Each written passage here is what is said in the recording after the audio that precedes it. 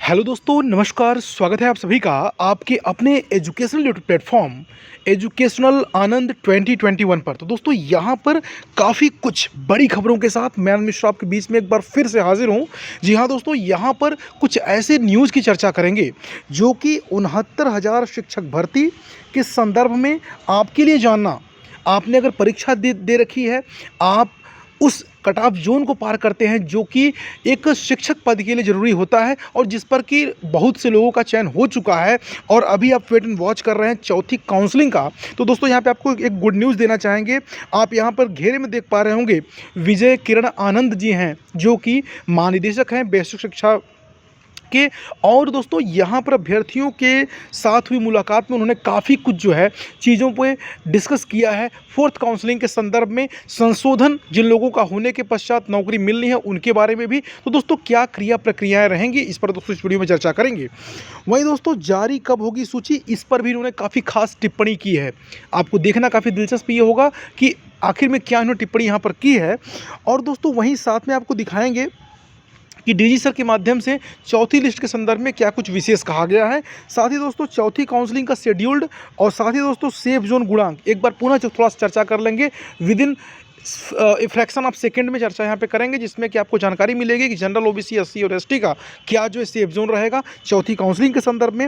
और वहीं दोस्तों, पुनर्याचिका जो डाली हुई थी शिक्षा मित्रों ने, यहीं पर डिस्कस कर लेते हैं, क्योंकि दोस्तों उसको ज़्यादा बढ़ा चढ़ा के कहना नहीं है, वो खारिज हो गई है। सीधी सी बात कि वो खारिज हो चुकी है। सुप्रीम कोर्ट ने भी ये समझ लिया है कि ये लोग बार बार बस केवल आते हैं योग्यता के मुद्दे से भटकाने के लिए। तो साफ साफ सुप्रीम कोर्ट का डंडा चला शिक्षा मित्रों के ऊपर और साफ साफ सुप्रीम कोर्ट ने ये कह दिया कि हम एक आपकी नहीं सुनेंगे, आप जाइए तैयारी पढ़ाई लिखाई करिए अपनी, दूसरी शिक्षक भर्ती यार उसमें पार्टिसिपेशन दीजिए, यहाँ पर कोई सुनवाई की बात नहीं होने वाली है। ठीक है।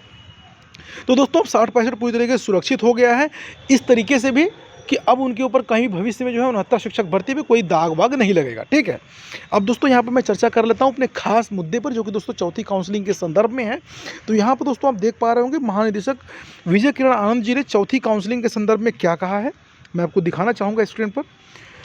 तो दोस्तों, यहाँ पर जो है शिक्षक भर्ती में दोस्तों, यही मैं आपको न्यूज़ इसके बाद उसको दिखा रहा हूँ। 69,000 शिक्षक भर्ती में सर्वोच्च न्यायालय ने 18 नवंबर 2020 को योग्यता के पक्ष में जो आदेश दिया था, उसके विरुद्ध में जो शिक्षा मित्रों ने याचिका डाली हुई थी। ठीक है। जिसको सुप्रीम कोर्ट ने आज के दिन खारिज कर दिया और ये कहते हुए खारिज किया है कि 69,000 से शिक्षा मित्रों के मुद्दे का आज पटाक्षेप हो गया है। यानी अब इनका जो है कोई यहाँ पर लेना देना नहीं है और आप दोबारा जो है यहाँ पे आइएगा मत सुप्रीम कोर्ट में किसी प्रकार के और अन्य जो है कोई मुद्दों को लेकर के। ये नहीं, साफ साफ कहना यह था कि अब आपका जिसको कहते हैं ना कि न आप भैया मेरा लेना देना अब आपसे एकदम नहीं है, यानी मैं भी जो है निवृत्त हुआ, अब मेरे पास आप मत आइएगा। एकदम साफ साफ सुप्रीम कोर्ट ने कह दिया। और साथ ही ये भी कह दिया कि यूयू ललित साहब ने कहा कि कोर्ट कचहरी बंद करिए, ठीक है, जाइए पढ़ाई लिखाई करिए और जो है अपना पढ़ाई लिखाई में दिमाग लगाइए, नहीं तो एक मौका मिला है ना, वो भी चला जाएगा। उसके बाद ज़िंदगी भर जो यही सब 3-5 जो है तेलिया का 3 दान करते रह जाएंगे। गांव में कहावत भी है, तेलिया का 3 दान। तो वो एक जो कहावत कही गई है, तो दोस्तों ये किसी खास बिरादरी को मैं टारगेट करके नहीं कह रहा हूँ, एक मैं बात बता रहा हूँ। इसको लोग कहते हैं ना, अपना अपना होता है, हो सकता है आप इसको दूसरे तरीके से कहते हो। हम लोगों के बचपन में कुछ ऐसा सुना गया था, तो उसको दोस्तों मैं कह रहा हूँ। और किसी बिरादरी को अगर बुरा लगा हो, हाथ जोड़ के निवेदन है, क्षमा करिएगा, चूँकि ये बचपन में कही गई कहावत है, इसको मैंने इस चैनल के माध्यम से आपको बताया। यानी 3 बार मौक़ों का मिलना, इसको ये इस तरीके से आप समझ सकते हैं कि एक ही भर्ती में आपको अगर मौके मिल रहे हैं तो आप उसको ज़रूर भुनाने का प्रयास करें। अब आपको इससे बढ़िया मौका नहीं मिलेगा। ठीक है। तो यहाँ पे आप जो कर रहे हैं इसको बंद करिए, पढ़ाई लिखाई अपनी करिए। आगे बढ़ते दोस्तों हैं, जिसमें दोस्तों आप स्पष्ट रूप से देख पा रहे हो, ये हमारे डीजी सर हैं, काफ़ी स्मार्ट हैं, काफ़ी गुड लुकिंग हैं। और यहाँ पर उन्होंने कहा है कि जैसा हम पहले कई बार बता चुके हैं कि अभी भी रिक्त सीटों का जो डाटा है फाइनल तरह से नहीं गया है। वहीं महानिदेशक सर ने कहा है कि संशोधन का निर्णय लेने के बाद स्कूल आवंटन होगा। माने अभी जो फाइनल जो रिक्त सीटें हैं, ठीक है दोस्तों, होता क्या है, जो रिक्त और अवशेष में मैंने आपको पिछली वीडियोज़ में बताया भी था, रिक्त का मतलब होता है इतनी सीटें अभी रिक्त रह गई हैं विभिन्न कारणों से, यानी उन पर काउंसलिंग नहीं हो सकी, उन पर जो है कि आवेदन नहीं आए, उन पर जो है विभिन्न प्रकार के त्रुटियों की वजह से जो है कि वो सीट भरी नहीं जा सकी। तो दोस्तों उसको रिक्त की कैटेगरी में रखा जाता है।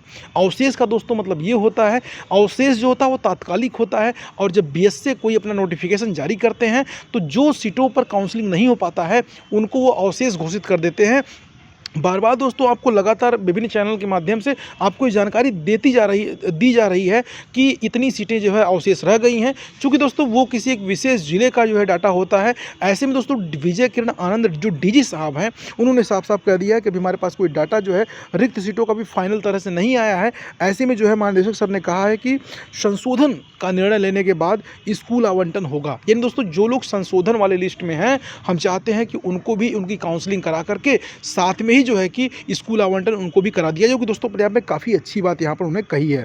उसके बाद जो है रिक्त सीटों का डाटा लगाया जाएगा और उसके बाद तृतीय काउंसलिंग, यानी दोस्तों जो काउंसलिंग अगली होनी है उसके बारे में ये जब प्रक्रियाएं पूरी हो जाएंगी, यानी दोस्तों सबसे टॉप पर उन्होंने रखा है संशोधन के मुद्दे को, दूसरा मुद्दा स्कूल आवंटन का रखा है, जिस पर दोस्तों लगातार कार्य विचार विमर्श चल रहा है।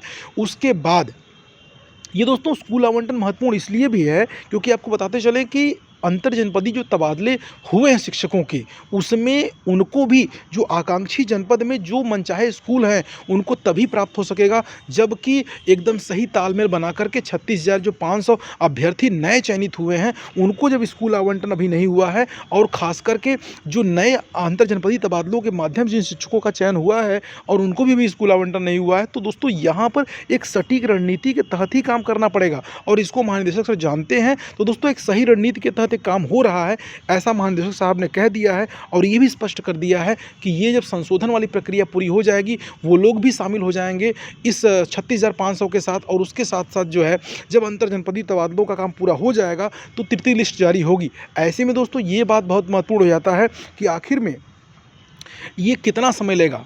तो दोस्तों ये बताने से पहले मैं आपको बता दूं कि यहाँ पे प्रयागराज टीम ने जो कार्य किया है अपने आप में काबिल तारीफ़ है, जिसके लिए दोस्तों प्रयागराज टीम को ज़रूर जो है बधाई देना चाहिए हम लोगों को।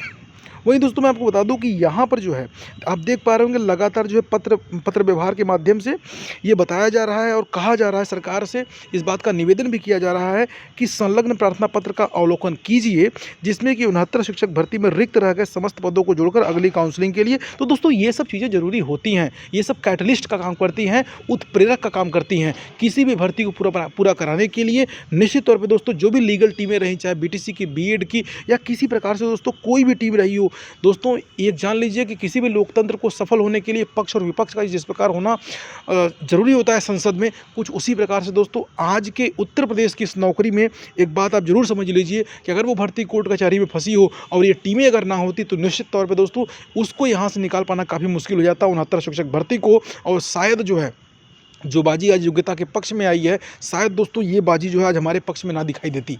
तो दोस्तों यहाँ पर आप देख पा रहे होंगे स्पष्ट रूप से कहा ये जा रहा है कि 69 शिक्षक भर्ती जो रिक्त रह गए पद हैं उन समस्त पदों को जोड़ करके आप इसके बारे में जो है जानकारी मांगी जा रही है। तो दोस्तों सीधी सी बात है कि यहाँ पर ये जो है बेसिक शिक्षा मंत्री को ये टैग करते हुए लिखा गया है पत्र।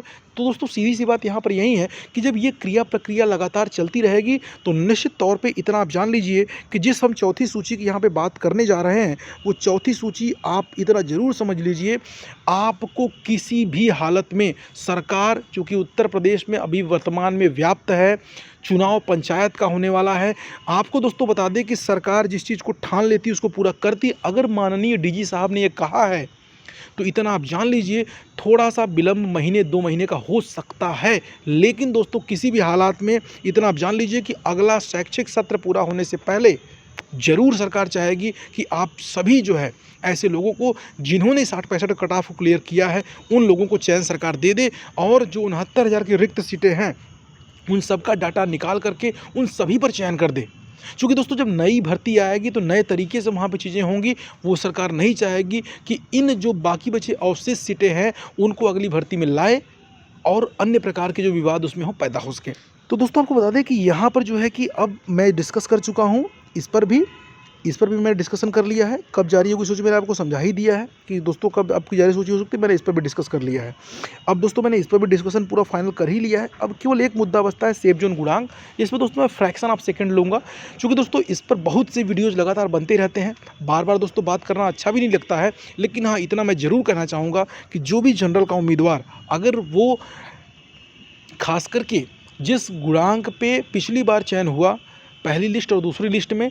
दोस्तों उसके बाद जितने लोग भी बचते हैं, जनरल हो गए चाहे ओबीसी के हो गए, उन सबका चयन उनके जो मानक गुणांक थे जनरल ओबीसी के, जो कि एकदम लगभग काफ़ी नज़दीक थे दोस्तों, उससे 1 या 2 पॉइंट अधिकतम जो है फ्लक्चुएशन आपको दिखाई देगा। यानी कहने का मतलब मैं ये कहना चाहता हूँ कि अगर ओबीसी का उम्मीदवार जो है 65 और 66 के बीच में अगर अपने आप को 66 के नियरेस्ट हो और 65 साढ़े 65 के ऊपर हो, तो निश्चित तौर पे अपने आप को चयन के नज़दीक समझ सकता है। और वही दोस्तों कोई अगर उम्मीदवार जनरल का भी है, अगर इसी प्रकार की एक क्राइटेरिया को फिलअप करता है, तो निश्चित तौर पे अपने चयन को सुनिश्चित समझ सकता है। साथ ही दोस्तों जो मैं आपको दिखा पा रहा हूँ आंकड़ा, कुछ ऐसा ही आंकड़ा एससी और एसटी के साथ भी होगा। यानी दोस्तों 1 और 1.5 के बीच में जो है आपके जो पॉइंट्स हैं वो फ्लक्चुएट करेंगे, जो गुणांक हैं, जो इंडेक्स हैं, जो मानक गुणांक है वो फ्लक्चुएट करेंगे और आपको उतने पे चयन जो है, मुझे ऐसा नज़र आता है। ये दोस्तों मेरा अपना पर्सनल निजी राय है, इस पर मैं किसी प्रकार कोई टीका टिप्पणी नहीं चाहता हूँ, ना ही विभिन्न प्रकार के मैं चैनलों के माध्यम से जो जानकारी दी जाती है मैं उनको कॉपी कर रहा हूँ। दोस्तों ये मेरा अपना अनुभव, खुद का अनुभव है, जिसको मैं आपको आपके साथ शेयर कर रहा हूँ, और दोस्तों ये लगभग सही भी होता है, इतना आप जान लीजिए। तो ऐसे में दोस्तों यहाँ पे मैं आपको समझा दूँ कि ये चीज़ें आपके साथ होने वाली हैं। अगर दोस्तों आपको वीडियो अच्छा लगा हो तो वीडियो दोस्तों पूरा देखने के बाद आप एक लाइक कर दीजिएगा, इतना ही आपसे चाहता हूँ। चैनल पे अगर दोस्तों नए हो, चैनल को सब्सक्राइब भी कर लेंगे, इस बात की उम्मीद है। चलते दोस्तों, पूरा वीडियो वॉच करने के लिए तहे दिल से बहुत बहुत धन्यवाद।